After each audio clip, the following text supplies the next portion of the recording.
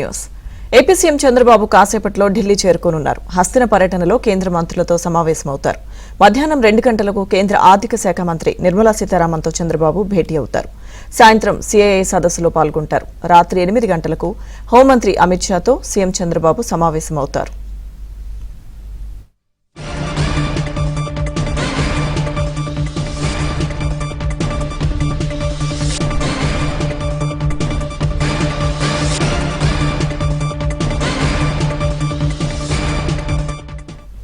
AP CM Chandrababu కాసేపట్లో ఢిల్లీ చేరుకోనున్నారు. హస్తిన పర్యటనలో కేంద్ర మంత్రులతో సమావేశమవుతారు.